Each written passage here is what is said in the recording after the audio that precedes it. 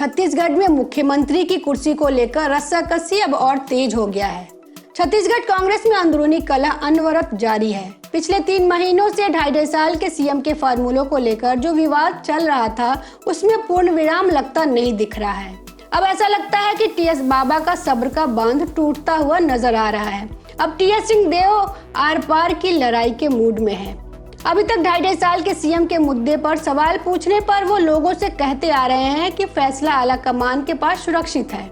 आलाकमान के पास पूरे देश के मसले होते हैं, फैसला लेने में समय लगता है, आप सब्र कीजिए। जाहिर है वो सवाल पूछने वालों से सब्र करने का अनुरोध नहीं कर रहे थे, बल्कि खुद को ढांढस बढ़ा रहे थे। लेकिन अब ऐसा लगता है कि सिंहदेव का सब्र का पैमाना भरकर छलकने वाला है। उनसे फैसले का जो आश्वासन दिया गया था, वो उन पर अमल चाहते हैं। अब वो पार्टी आलाकमान से 2 टूक जवाब चाहते हैं। दरअसल 2.5 साल का समय तो कब का गुजर चुका है। वो पिछले कई दिनों से दिल्ली में डेरा जमाए हुए हैं। 16 अक्टूबर को टीएस सिंहदेव दिल्ली में थे। उसी दिन कांग्रेस वर्किंग कमेटी की बैठक में शामिल होने भूपेश बघेल भी दिल्ली आए थे। बघेल की प्रियंका गांधी और सोनिया गांधी से मुलाकात हुई थी। लेकिन अंबिकापुर मेडिकल कॉलेज में 7 बच्चों की मृत्यु के बाद सिंहदेव को वापस छत्तीसगढ़ जाना पड़ा था। फिर वो 18 अक्टूबर को दिल्ली पहुंचे थे। अब वो दिल्ली में डेरा डाल के वो सीधा जवाब चाहते हैं। जानकारों का कहना है कि सिंहदेव और उनके समर्थक अब और अधिक इस मामले को तूल देना नहीं चाहते हैं। सिंहदेव का कहना है कि यह मामला इसलिए अभी तक लटका है क्योंकि आलाकमान ने इस मामले में अभी तक कोई फैसला नहीं लिया है। लेकिन अब उनके समर्थक उन पर दबाव डाल रहे हैं कि अब इस मामले पे फैसला होना चाहिए और प्रदेश में मुख्यमंत्री का बदलाव हो जाना चाहिए। जानकारों का यह भी कहना है कि इस मामले से निपटने के लिए पार्टी नेतृत्व ने राहुल गांधी को अधिकृत किया है।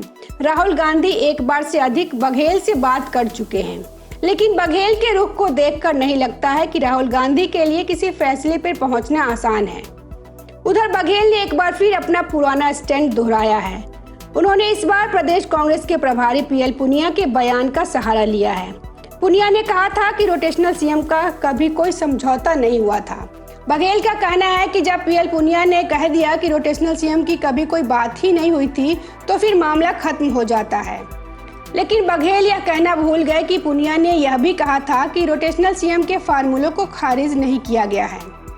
पार्टी नेतृत्व ने बघेल को उत्तर प्रदेश का पर्यवेक्षक बनाकर और चुनाव में जाने वाले दूसरे राज्यों में कांग्रेस के स्टार प्रचारक की सूची में नाम शामिल कर उन्हें आईने में उतारने की कोशिश की है। राहुल गांधी पिछले कुछ महीने में बघेल एवं टीएस सिंहदेव दोनों को आमने सामने बिठाकर मीटिंग कर चुके हैं, लेकिन बघेल किसी भी तरह सीएम की कुर्सी छोड़ने को राजी नहीं हो रहे हैं। उन्होंने अपने समर्थक विधायकों की चिट्ठी भी आलाकमान तक पहुंचाने की कोशिश की है और कुर्सी से हटाए जाने की स्थिति में उनसे इस्तीफे तक की धमकी दिलवा चुके हैं। बघेल के पक्ष में एक और बात जाती है, वो यह है कि IANS वोटर ने अपने सर्वे में सभी मुख्यमंत्रियों के बीच सबसे ऊंचे बघेल की रीडिंग दी है। अब सिंहदेव के पक्ष में अपना फैसला लेने से पहले पार्टी आलाकमान पर विधायकों के बहुमत के अलावा इस बात पर भी दबाव रहेगा। पिछले दिनों राहुल गांधी के सलाहकार सचिन राव रायपुर आए थे। इस दौरे को भी बघेल सिंहदेव विवाद से जोड़ा जा रहा है। यह भी कहा जा रहा है कि सचिन राव के माध्यम से बघेल को कुछ संदेश भिजवाया गया है और उन्हें दिल्ली तलब किया गया है। इसका मतलब यह है कि आने वाले दिनों में छत्तीसगढ़ के सियासत में हलचल मची रहेगी और यह देखना दिलचस्प होगा कि आलाकमान इन दोनों खेमों को कैसे शांत रखती है और छत्तीसगढ़ कांग्रेस में यह खींचातानी कब तक जारी रहती है। Bureau report, public news.